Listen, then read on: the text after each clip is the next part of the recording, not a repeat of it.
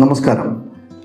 കഴിഞ്ഞ ഫിനാൻഷ്യൽ ഇയറിൽ 5 കോടിയേക്കാൾ കൂടുതൽ അഗ്രഗേറ്റ് ആനുവൽ ടേൺ ഓവർ ഉള്ള ഒരു GST രജിസ്റ്റേർഡ് ഡീലറാണോ നിങ്ങളെങ്കിൽ ഏപ്രിൽ 1, 2026 മുതൽ നിങ്ങൾ ഈ ഇൻവോയ്സ് എടുക്കാൻ ബാധ്യസ്ഥരാണ്. എപ്പോഴാണ് ഈ ഇൻവോയ്സ് എടുക്കേണ്ടത്? നിങ്ങൾ ഒരു B2 ബിസിനസ്സിലേക്കാണ് ബില്ല് ചെയ്യുന്നതെന്നുണ്ടെങ്കിൽ നിർബന്ധമായും ഈ ഇൻവോയ്സ് ജനറേറ്റ് ചെയ്യേണ്ടതാണ്. അതേസമയം ബിസിനസ് ടു കസ്റ്റമർ ആണെങ്കിൽ ഈ ഇൻവോയ്സ് ചെയ്യേണ്ടതില്ല. അതേസമയം സാധാരണ ഇൻവോയ്സ് നൽകിയാൽ മതിയാകും. ഇനി ഈ ഇൻവോയ്സ് എടുക്കാതിരുന്നാൽ എന്താണ് കുഴപ്പം?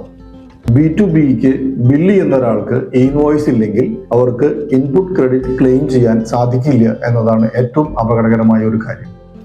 അതോടൊപ്പം തന്നെ ടാക്സ് എമൗണ്ടോ അല്ലെങ്കിൽ 10,000 രൂപയോ അതിലേതാണോ കൂടുതൽ അത്രയും തുകയ്ക്കുള്ള പിഴ ഈടാക്കിയേക്കാം.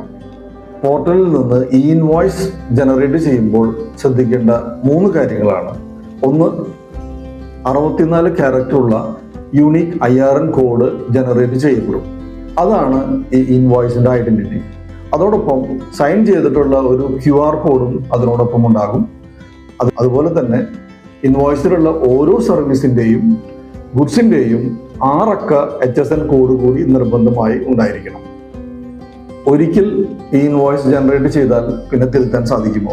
ഇല്ല എന്നതാണ് ഉത്തരം. അതേസമയം 24 മണിക്കൂറിനുള്ളിൽ ഈ ഇൻവോയ്സ് ജനറേറ്റ് ചെയ്ത ഈ ഇൻവോയ്സ് ക്യാൻസൽ ചെയ്യാൻ സാധിക്കും.